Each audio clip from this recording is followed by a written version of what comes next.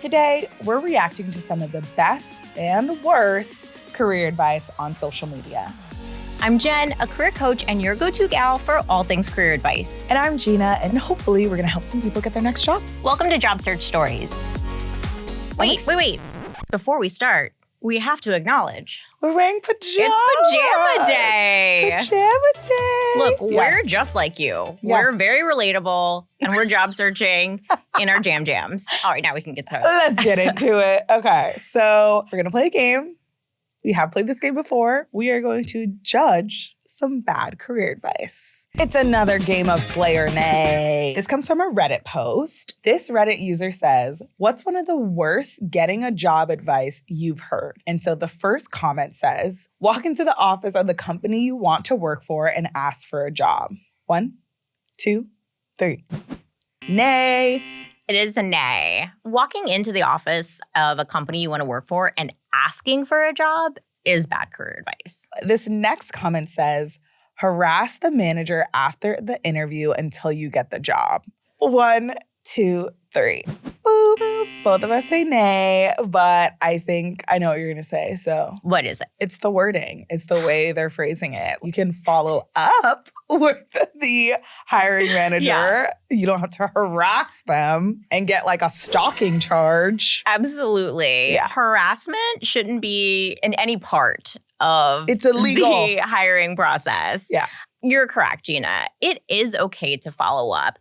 You know, sometimes you just have to wait a little bit. If you've had an interview, sending a thank you note within the first 24 to 48 hours is always good practice. That can be a form of follow-up. If you find that, okay, a week, maybe 2 weeks have gone by and you haven't heard anything, definitely send an email. But if you're not getting any kind of response back, that's when you can really refocus your attention on other opportunities, because it could be a sign that this one just isn't for you.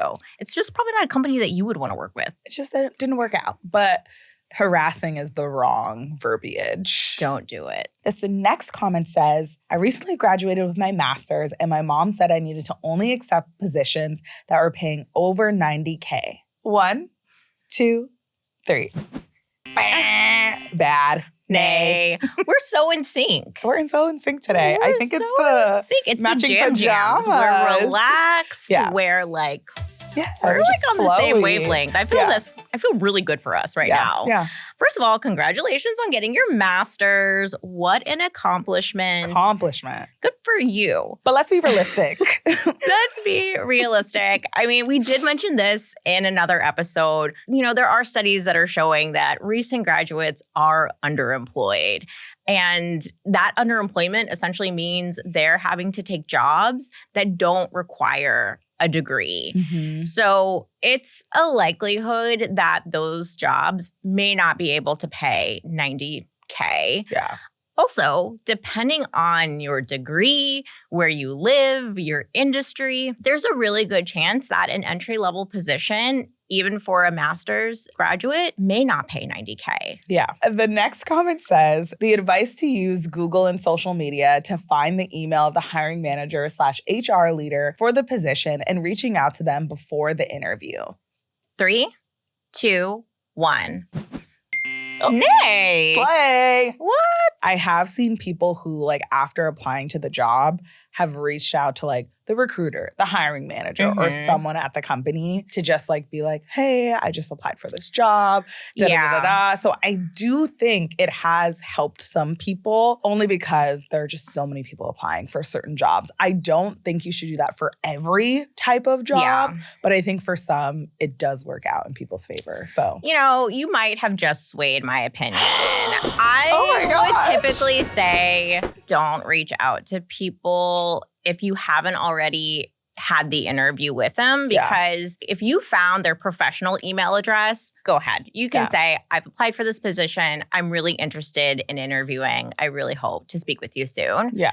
Social media should absolutely be limited to professional networking sites. Yeah. You don't need to be dropping in people's DMs. Slide in that DM and be like, give me the job. That's not how we get jobs around here. Some people I know have literally gotten jobs through like Twitter, but I think it just depends on the industry. Yeah. So I do think this advice could be good advice. Next comment. So this one says, get a degree and you'll never have a problem finding work. 1, 2, 3. We both nays. Nay. Get a degree and you'll never have a problem finding work. Say that to me, circa 2009, Great Recession. Yeah. I had a horrible time finding work in my industry. Yeah. Maybe you can find work, but it may not be in your field. It's just difficult out there sometimes. Yeah. And the reality is a lot of jobs now and companies aren't necessarily requiring degrees. Yeah. It's really interesting. There was a hiring lab report that came out this year that showed that there was an increase in the number of job postings that weren't requiring educational requirements like advanced degrees or, bachelor's or master's. And so that's just showing that there really is a trend towards skill-first hiring, which is actually really good. Yeah. I think that's probably better. Because save that money if you can. Save that money. Now it's time for my favorite part where we answer questions from a viewer. Let me hear it. Okay, this question comes from Jessica, and Jessica asks, I have a crush on my coworker. I was advised to never date my coworker, but they seem interested too. My other coworker said I should just go for it. I have a feeling they're going to ask me out soon. Should I go? Spicy. This is like our first spicy comment. I'm excited. Yeah, Jessica, don't date your coworker. Let's do an informal poll here. People in the room, Yeah. How many of you have ever dated a coworker? Okay. I mean, I have before. I actually married him and then divorced. So it doesn't work out, y'all. It Doesn't work out. though. Let's just talk about this advice because there was actually a study done by SHRM, which is the Society for Human Resources Managers. Mhm. And what they found was that 27% of people that are currently employed and responded to this survey were currently dating a coworker. And their main motivation was love. You're literally at work all the time. Where else are you supposed to meet people? In the real world. Who likes the real world? It's disgusting and gross. Online. At least you know that all these people have had a background check. You know that all these people are relatively smart. I think the pool is great at work, but don't listen to me. If I was single, I'd be looking.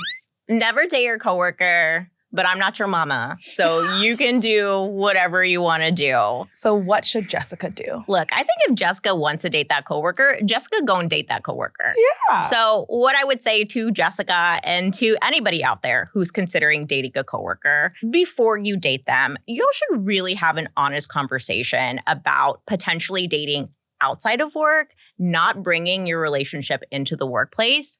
You should also have a conversation around what would happen if you broke up. Yeah. Because a messy workplace with relationship drama is just not good for anybody. Your coworkers really suffer. Yeah. Not to mention that there might be company policies around dating a fellow employee, especially if you're in a management position and you're interested in dating a subordinate. Spicy. You might want to just avoid that altogether because, I don't know, that can come across as an abuse of power. It really is a shift in power dynamics there. Yeah. So my personal opinion, if you're going to do it, tread lightly, be open, have conversations, and try to approach it as professionally and maturely as you can. I say do it for the plot. So we've been talking about some not so great career advice. Let's talk about good career advice. Ooh, a little switch up. So let's bring it back to Reddit. My favorite place, Your my home away from home. Your home away from home. This Reddit user says, do minor in a topic that you're interested in,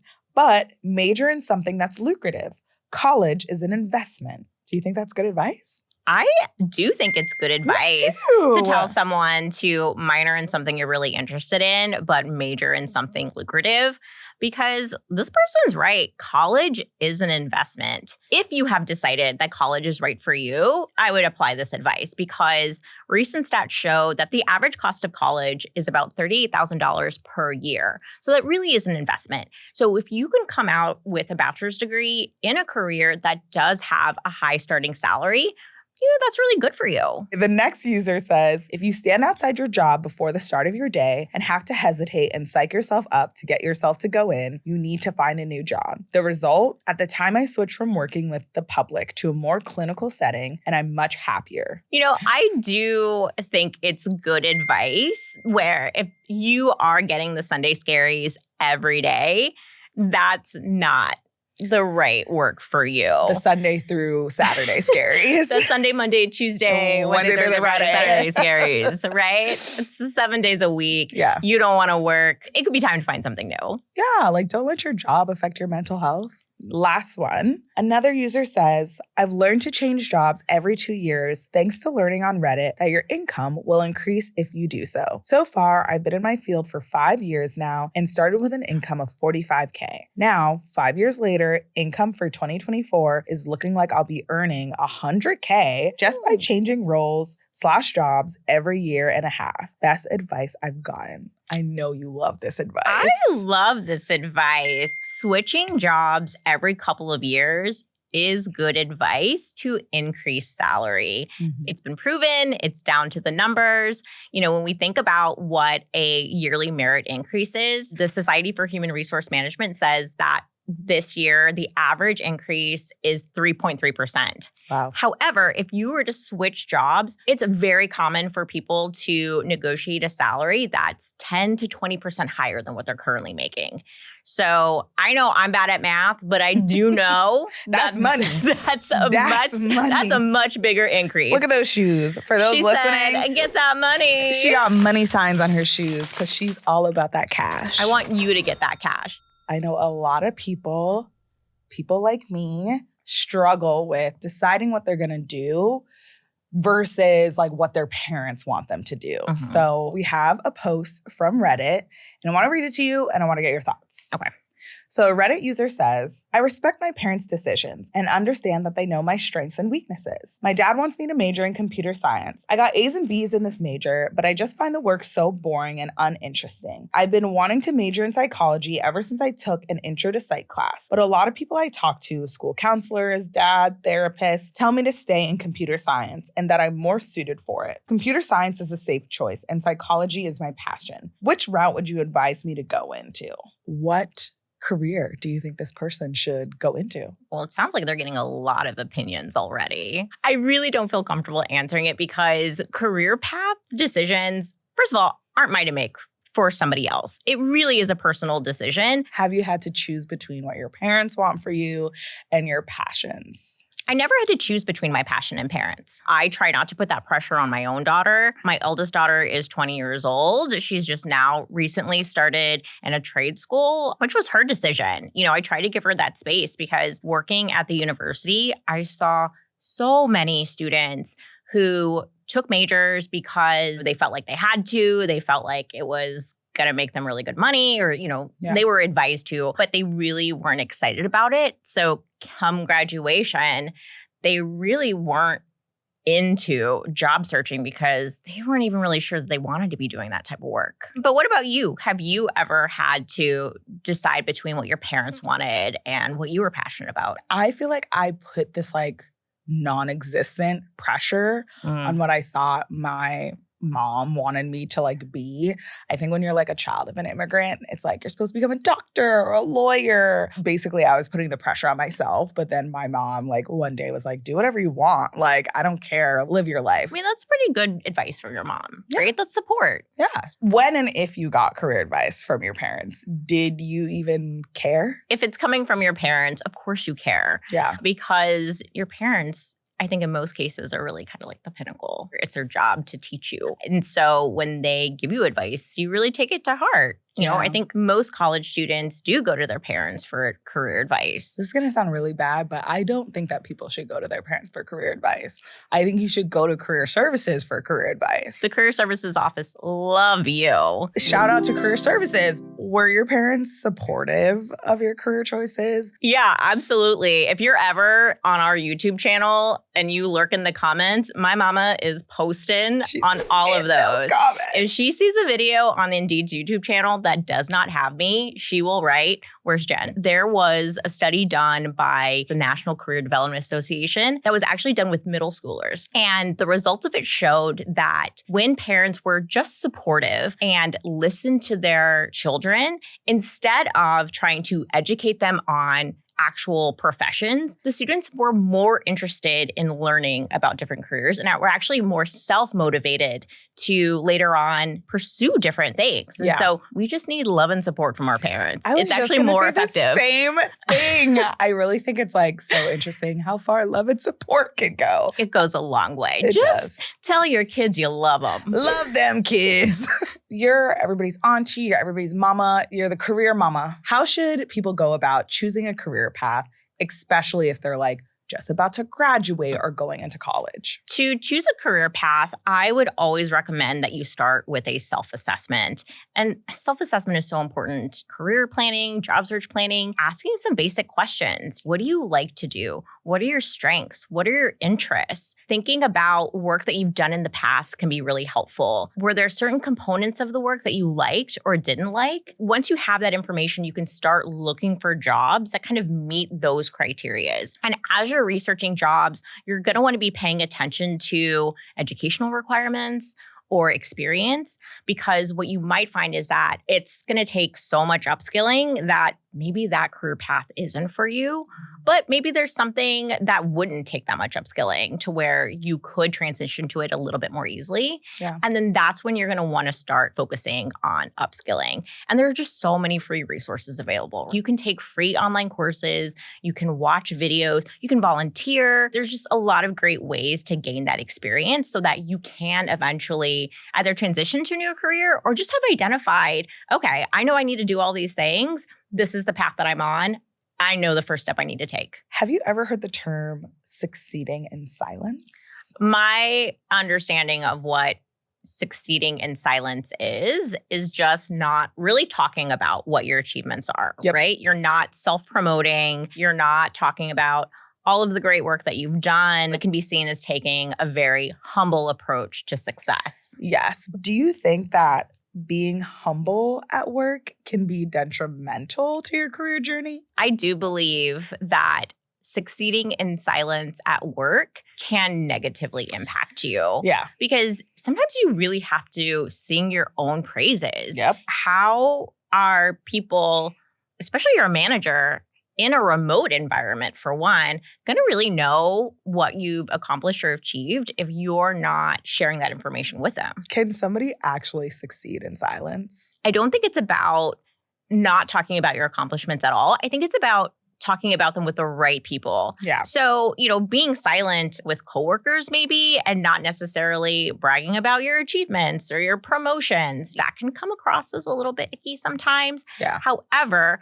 there are really great places where you can be sharing those achievements. So think about your one-on-ones. If you have weekly or monthly check-ins with the manager, you would definitely want to include all of your winnings there. But also in your quarterly or annual performance reviews, that's really the time where you can document all of the great things that you've done. Yeah. If you've done great work, you should let other people know.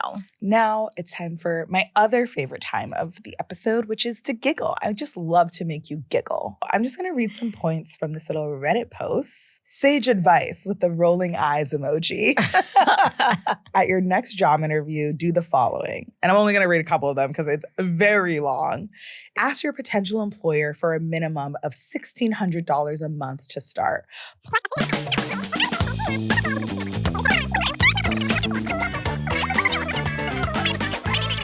And then I'm just going to read the end.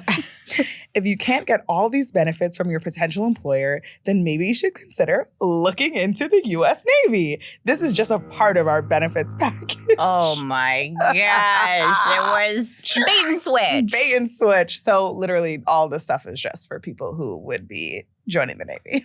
That's all we have for today. Thank you so much for watching this episode of Job Search Stories. If you like this episode, make sure to like it, leave a comment down below, and don't forget to subscribe to Indeed's YouTube channel.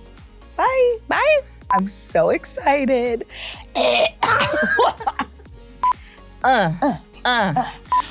Ooh. Ooh.